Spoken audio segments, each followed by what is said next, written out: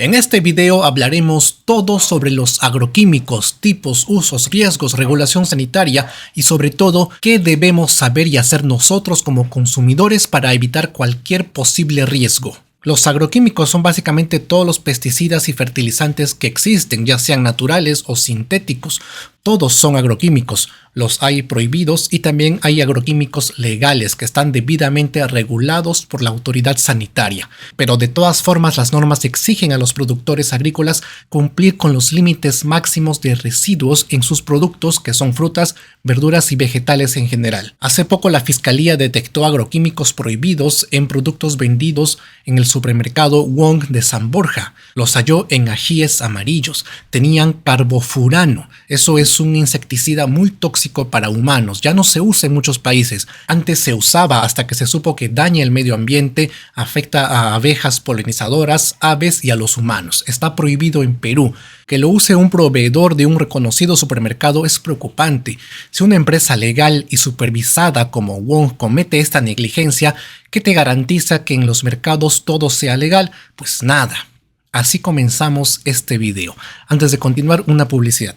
Mis videos llegan gracias a Rusia 360. Estudia en las mejores universidades de Rusia pagando 4 veces menos de lo que gastarías por quedarte a estudiar en el Perú. No es requisito saber idioma ruso ni ser el primero de tu clase. Para más información accede al link que está en la descripción de este video y llena el formulario.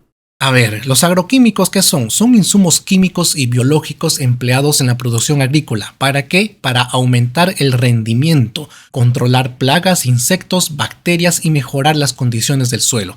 Los agroquímicos no siempre son sintéticos o artificiales como comúnmente se cree.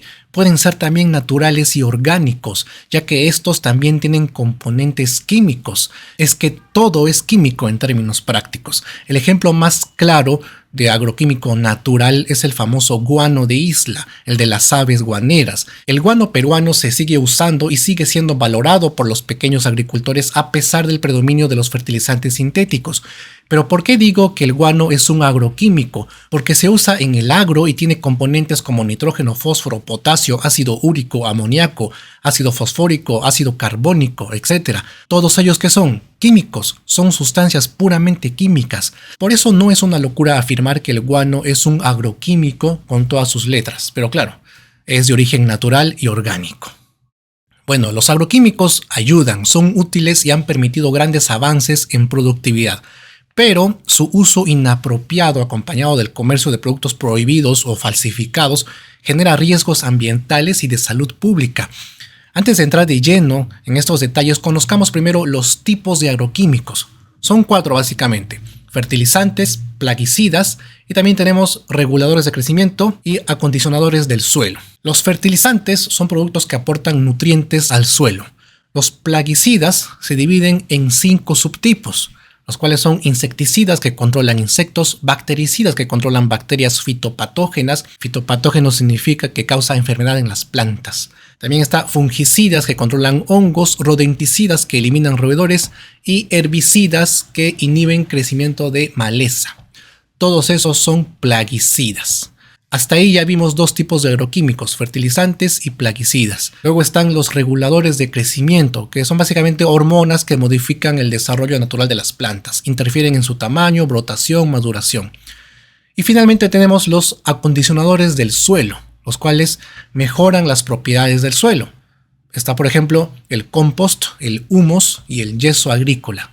Hasta ahí he descrito todos los tipos de agroquímicos, aunque también existen bioagroquímicos, que son los virus, bacterias y hongos, los cuales se usan para atacar otros virus, bacterias y hongos que dañan los cultivos. No serían agroquímicos en sí, pero se les llama bioagroquímicos. Bueno, ¿qué agroquímicos están prohibidos internacionalmente? A nivel internacional existen listas de sustancias no autorizadas por razones toxicológicas, y las entidades que regulan estas listas son la Unión Europea y la Pesticide Action Network, que se abrevia como la PAN internacional, que en español es la Red de Acción contra los Plaguicidas. Entre los compuestos frecuentemente objeto de prohibición o restricción figuran, por ejemplo, el paraquat, que es un herbicida altamente tóxico prohibido en la Unión Europea. Luego tenemos al endosulfán, un insecticida que se usa en cultivos de algodón, café y tomate. También está prohibido el carbofurano. el mismo que la Fiscalía peruana halló en los ajíes amarillos del supermercado Wong. Es un insecticida altamente tóxico. Su alta toxicidad lo hace peligroso para las aves y las abejas. También tenemos el Aldicarb. El Aldicarb mata ácaros y nemátodos, que son los parásitos en forma de tallarines. Y por último menciono como ejemplo al metilparation, que es un insecticida tóxico prohibido en Estados Unidos. ¿Y por qué prohíben estos agroquímicos? La justificación técnica suele ser riesgo agudo, o sea, intoxicaciones. Y también efectos crónicos como neurotoxicidad y posibles efectos reproductivos y carcinógenos, o sea que potencialmente causan cáncer.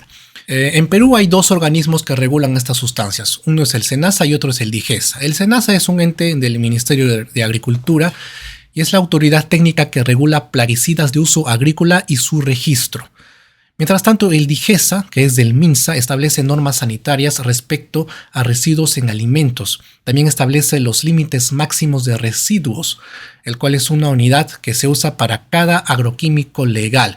Ojo que los agroquímicos ilegales no tienen límite máximo de residuos porque de plano están prohibidos, por lógica, ¿no? El SENASA publica listados de agroquímicos prohibidos en el país. Estos listados se actualizan periódicamente y están en la web del MINSA. Es importante revisar estas actualizaciones oficiales porque la lista y los límites máximos de residuos cambian a medida que aparecen nuevas evidencias científicas. Bueno, hablemos ahora de los comercios de agroquímicos ilegales en Perú. Hablemos de su magnitud y de su procedencia. Según informes periodísticos y técnicos, hay un aumento del contrabando en el último mes. Hay falsificación y comercialización de agroquímicos sin registro o prohibidos en Perú. Estos productos ilegales representan una fracción significativa del mercado. Según cifras del portal agraria.p, el 25% de agroquímicos en Perú es ilegal. 1 de cada 4 productos del mercado tiene pesticida prohibido o falsificado o de contrabando. Muchos dirán que si es de contrabando, tal vez no haga daño porque es legal, pero solamente que ha sido comercializado por contrabando. Pero están equivocados porque al ser de contrabando no cumplen con los estándares técnicos ni cuentan con evaluación oficial. Pueden dejar residuos tóxicos en los alimentos que se expanden en los mercados. Así que no es garantía eso de que sea de contrabando, pero es un producto legal. No es garantía de ninguna manera. La procedencia de estos productos ilegales suele ser variada. Hay, por ejemplo, importaciones por vías informales desde países vecinos como Ecuador, o también desde mercados internacionales donde la sustancia todavía se produce o comercializa. También hay agroquímicos adulterados o falsificados dentro del Perú. El fenómeno se agrava por déficits de fiscalización y falta de información técnica entre pequeños agricultores. Ahora, no solo son pequeños agricultores, también son empresas grandes, como el supermercado que mencioné. Y no sabemos qué otros supermercados grandes tendrán este mismo problema. Quien se afecta no solo es el consumidor, es también los trabajadores, los agricultores. Ellos se exponen a estas sustancias.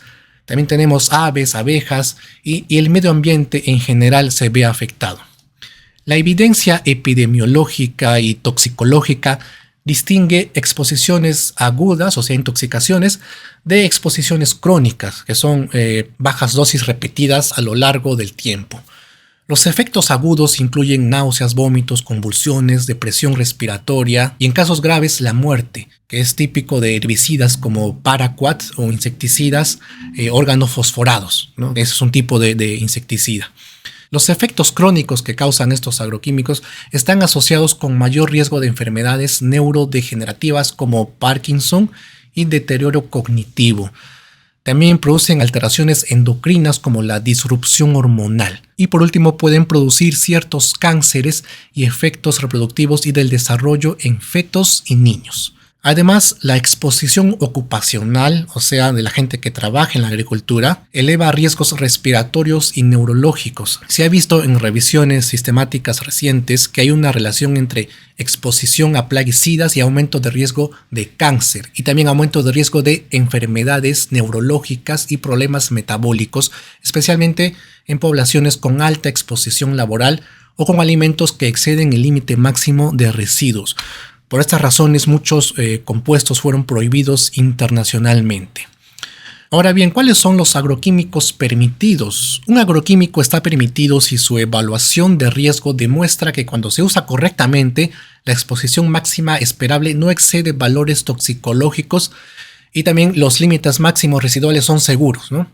En esos casos, el agroquímico se permite, pero a la vez se mantiene regulado. Ejemplos típicos de productos permitidos incluyen fungicidas como, por ejemplo, el tebuconazol, que es un fungicida legal pero regulado.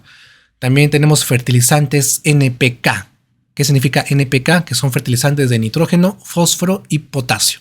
La permisividad depende de la dosis, de la formulación y de la cosecha segura. Por eso, una misma sustancia puede estar permitida en un país y prohibida en otro, porque esto depende de la evaluación y los enfoques regulatorios de cada país. Las autoridades fijan condiciones de uso y plazos de seguridad para proteger al consumidor.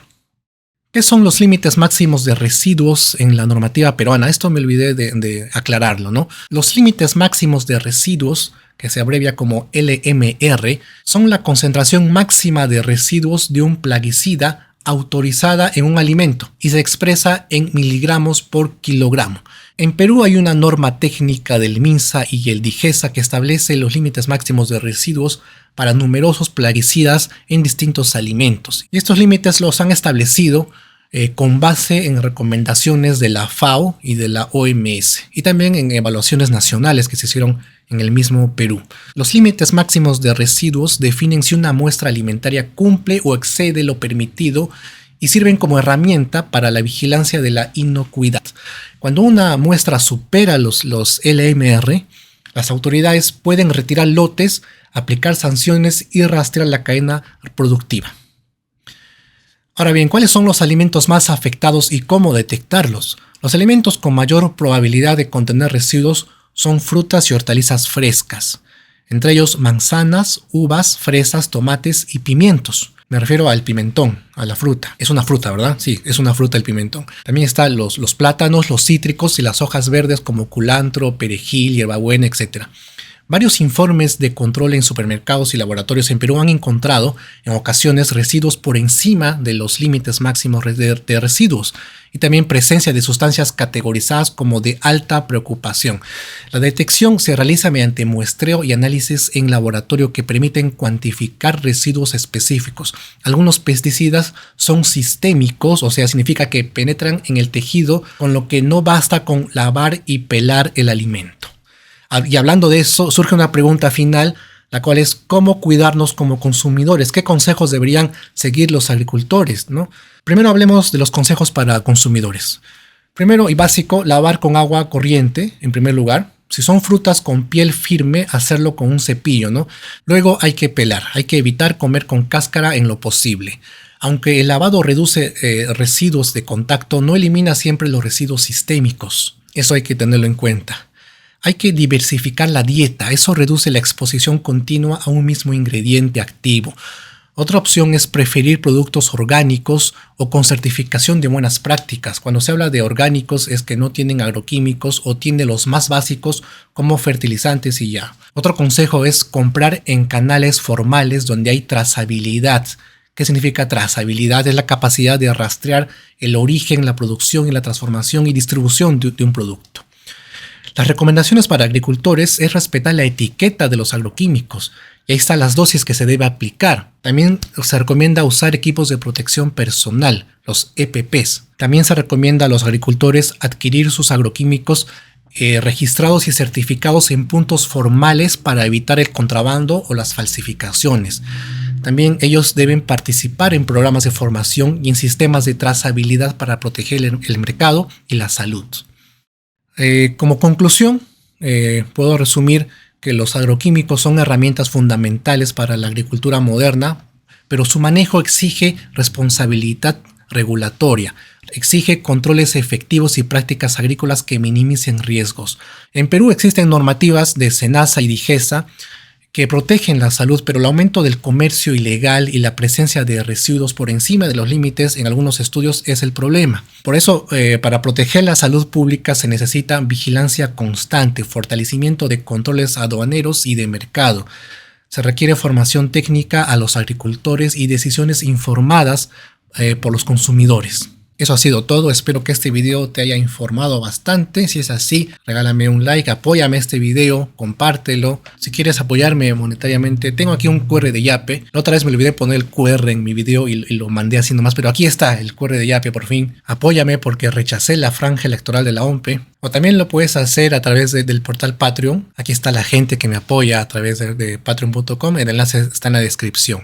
Mi nombre es Hugo Javier y nos vemos en el próximo video. Hasta pronto. Bueno, para finalizar, no te olvides que puedes estudiar en Rusia con el programa Rusia 360. Estudia pregrado y maestría. No necesitas estar en tercio superior ni saber ruso porque el idioma te lo enseñan allá. Solo necesitas pasaporte y certificado de estudios escolares. Estudiar en Rusia es mucho más barato que estudiar en cualquier universidad barata del Perú. Accede al formulario que dejo en la descripción para que te puedas inscribir.